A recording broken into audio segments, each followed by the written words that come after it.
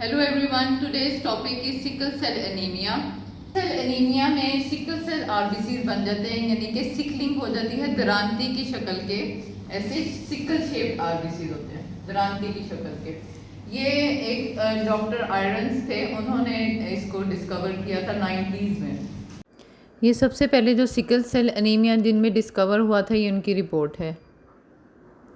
Sickle cell anaemia की definition पे आ जाए, it is autosomal recessive disorder having single gene defect leading to defect in beta globulin chain of HbA.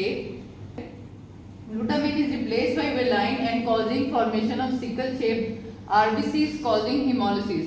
ये glutamine amino acid जो है ये replace में हो जाता है by valine and beta globulin chain जो होती है। आपको मैंने पहले भी बताया था, ऐसे अल्फा चेन होती है, बीटा चेन होती है, हीम होता है, हीम के अंदर आयरन होता है। तो ये जो बीटा चेन है इसके अंदर जो HbA है, ये HbA होती है ना हीमोग्लोबिन, तो इसमें ये ग्लूटामिन रिप्लेस हो जाता है बाय वेलाइन। इसकी वजह से सिकल शेप्ड आरबीसीज हो जाते हैं। When sickle haemoglobin HbS gives oxygen to tissues, HbS sticks together, forms long rods from inside the RBCs, causing their rigidity and inflexibility and sickling.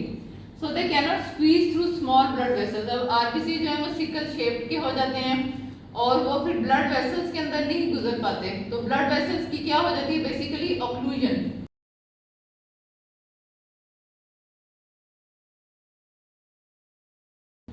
Blood supply जो है यहाँ पे आगे नहीं पहुंच पाती है कि जिस ऑर्गन की, अगर किडनीज है, लिवर है, स्प्लीन है, जो भी जगह है वहां पे ब्लड सप्लाई नहीं पहुंचेगी तो वो क्या होगा, ऑर्गन फेलियर हो जाएगा, क्राइसिस हो जाएगा।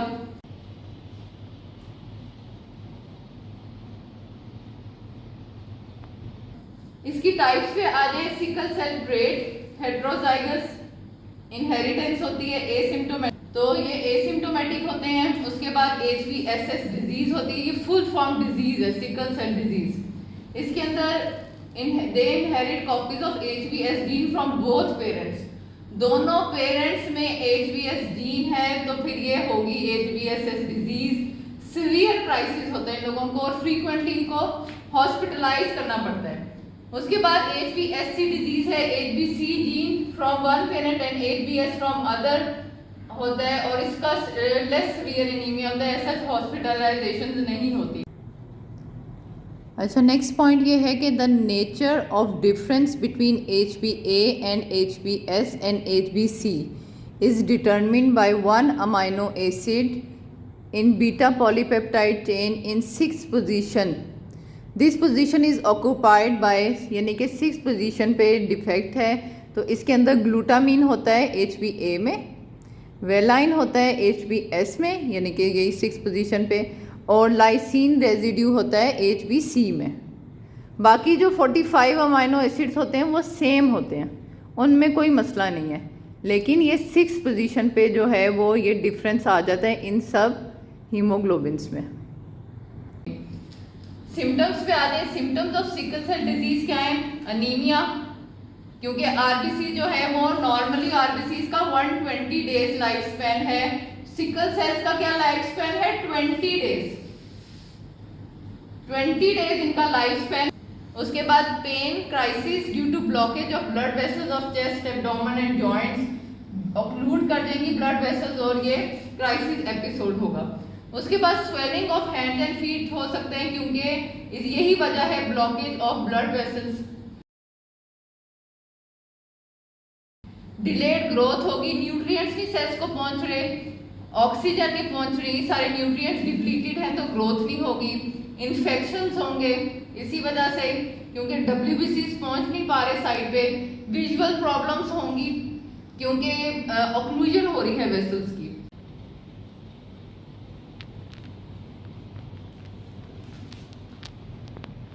Factors that increase HbS polymerization are decreased oxygen, increased HbS concentration, increased 2,3-diphosphoglyceric acid, decreased pH and decreased transit time in circulation. Diagnosis पे आ जाए, सॉल्युबिलिटी टेस्ट कराते हैं, Hb इलेक्ट्रोफोरेसिस कराते हैं जिसमें HbS एंड HbF मिलती है, CBC हम पेशेंट का कराते हैं, HB कम होगी, RBC काउंट भी कम होगा, हेमाटोक्रिट भी कम होगा, WBC बढ़ जाएंगे और बिलीरुबिन कराएंगे, वो भी रेज्ड होगा। उसके बाद प्रिवेंशन क्या है, जेनेटिक काउंसलिंग करते हैं, एमनियोसेंटेसिस करते हैं, कोरियोनिक विलस सैम्पलिंग होगी। कॉम्प्लिकेशंस पे आ जाएं, स्ट्रोक हो सकता है क्योंकि ब्लड वेसल्स ऑक्लूड कर रही हैं, एक्यूट चेस्ट सिंड्रोम हो सकता है, पल्मोनरी हाइपरटेंशन होती है जिसमें बीपी वो पल्मोनरी वेस्कुलेचर का हो जाता है, बढ़ जाता है। उसके बाद ऑर्गन डैमेज हो सकता है, लेग अल्सर्स डेवलप हो सकते हैं, गॉल स्टोन्स होंगे क्योंकि आरबीसीज ब्रेक कर रहे हैं, और पिगमेंट स्टोन्स बन सकते हैं। उसके बाद आप आ जाएं ट्रीटमेंट पे, ट्रांसफ्यूजन्स होंगी इनकी, पेन किलर्स देने पड़ेंगे, बोन मैरो ट्रांसप्लांट होगा, एंटीबायोटिक्स, वैक्सीनेशन, हाइड्रोक्सी यूरिया। एक पेरेंट जो है वो नॉर्मल है, पेरेंट एक नॉर्मल है और एक जो है पेरेंट समझ ले मदर है, उसमें ट्रेट है। तो बच्चे कैसे होंगे, एक बच्चा जो है ऐसे आएगा, फिर उसके बाद ऐसे,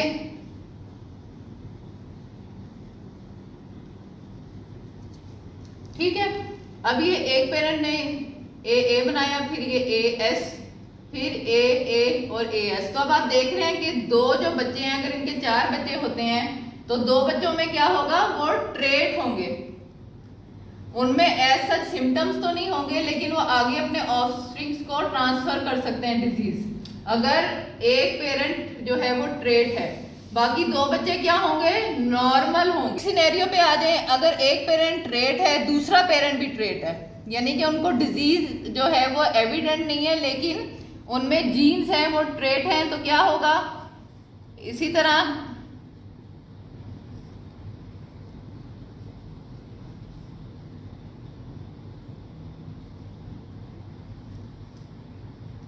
अब आप देख रहे हैं 25% चांस है, यानी कि 4 बच्चे हैं तो 25% चांस है कि बच्चा जो है वो, ये एक बच्चा, 4 में से एक बच्चे को ये full fledged sickle cell disease होगी।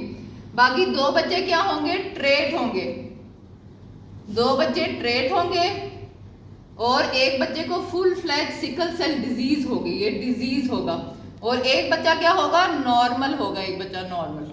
अगर एक पेरेंट जो है वो ट्रेट है और एक डिजीज्ड है तो क्या ऑफस्प्रिंग्स का पैटर्न होगा, AS, AS, SS और SS, यानी कि इनके 50% बच्चे डिजीज्ड होंगे, 50% बच्चों में ट्रेट होगी, ठीक है।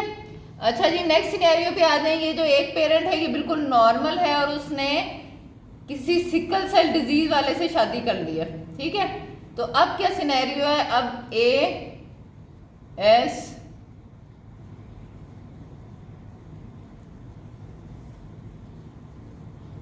तो सारे बच्चों में क्या आएगा, ट्रेट होगा, सब के सब बच्चे ट्रेट होंगे, ठीक है। तो ये पैटर्न मैंने आपको समझा दिया है। This was sickle cell disease.